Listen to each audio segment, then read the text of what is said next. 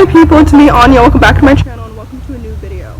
Today's video focuses on my favorite black queer books because A, if you didn't know, February is both Black History Month and LGBT History Month depending on where you're from, and B, I made a video in November I think talking about my favorite queer POC books, and I realized that out of all of my favorite queer POC books, I feel like black queer people are the most underrepresented.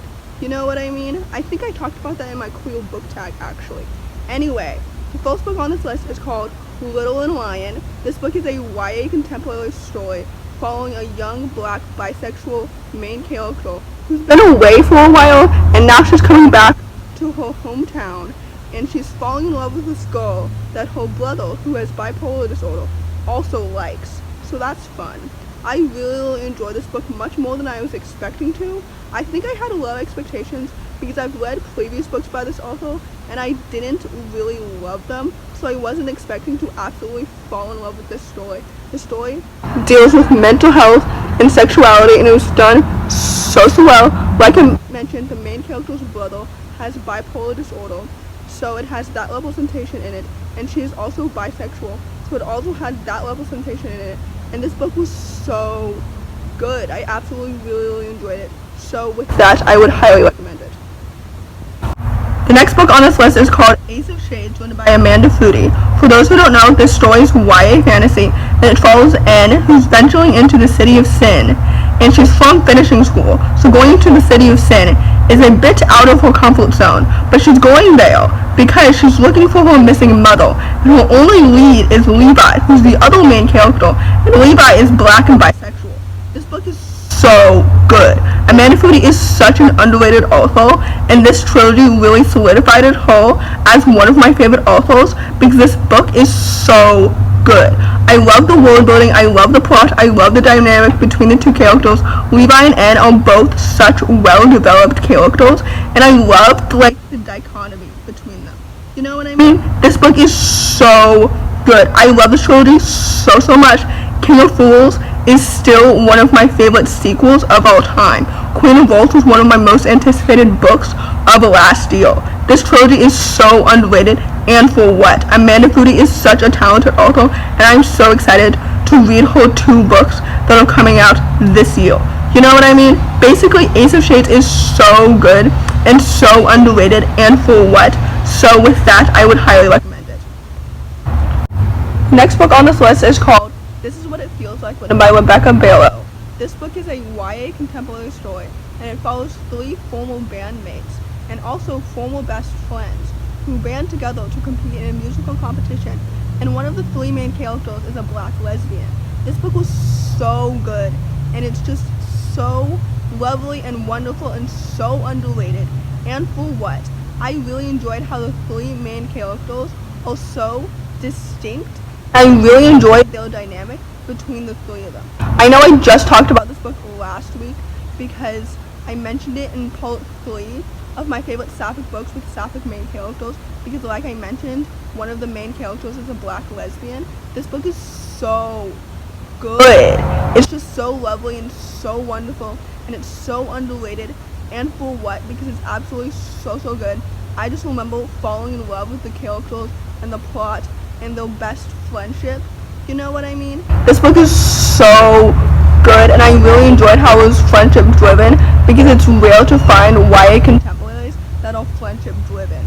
You know what I mean? This book is so good. So with that, I highly recommend it. I apologize for the redundance since, like I said, I just talked about this book like 5 days ago or something like that, but this book is so underrated, so it definitely deserves way more hype and recognition than it receives. You know what I mean? So basically, this story is so good, and I highly recommend it. So yeah. The next book on this list is called Clap When You Land, written by Acevedo. For those who don't know, this story is a YA contemporary story that follows 2 girls who figure out that they're sisters after their dad dies in a plane crash. One of the sisters is a black lesbian. So that's fun. This story was so well done. Elizabeth Acevedo is such a talented author, and her books 100% deserve all the hype that they've received because she is so talented. Her writing is so lyrical and wonderful and just so lovely. You know what I mean? Like, this book is so well done. It was one of my most anticipated books for last year, and it definitely lived up to that hype. This book is so good. I loved the two characters because they are so distinct and so wonderful and so lovely. You know what I mean? I love them. And I love the story because the writing was so good. The plot was so good. The world building was so wonderful. This story is so good. And like I said, it definitely deserves all the hype that it has received. So with that, I highly recommend it. Speaking of really hyped up books, the next book on this list is Radio Silence, written by Oseman. This book is absolutely so incredible, and it's absolutely one of my favorite books of all time, which I feel like everybody knows because I literally created a Radio Silence book tag last year in honor of how much I absolutely love this book. So, our main character, Francis, is black and bisexual, and I absolutely love this story because Frances is such a wonderful character. She is so lovely and wonderful and somewhat relatable, and I absolutely love her. Her voice is just so wonderful and lovely, and I feel like I don't need to explain to you the synopsis of this story because A, since this book is so popular, you probably already know it, and B, I feel like it's better if you go into Radio Silence the same way I did, with little to no knowledge of the synopsis. You know what I mean? This book is so good, and it's so incredible because Oseman does such a great job with crafting characters and just crafting her plot, and the storyline is so wonderful. Like I mentioned earlier, it's rare to find friendship-driven YA contemporaries, and this story is so good. Oseman is the best when it comes to crafting friendships. You know what I mean? So basically, this story is definitely worth all of its hype and so much more. So with that, I highly recommend it. So in conclusion, happy Black History Month, happy LGBT History Month. I hope that this video serves as a reminder to continue diversifying your bookshelf and to continue reading about stories that celebrate Black joy, not just stories that are about Black trauma. You know what I mean? So basically, if you enjoy this video, please don't hesitate to give it a big thumbs up, comment down below your favorite Black queer books, subscribe to my channel if you're new. Thanks for watching, and I'll see you in my next video. Bye!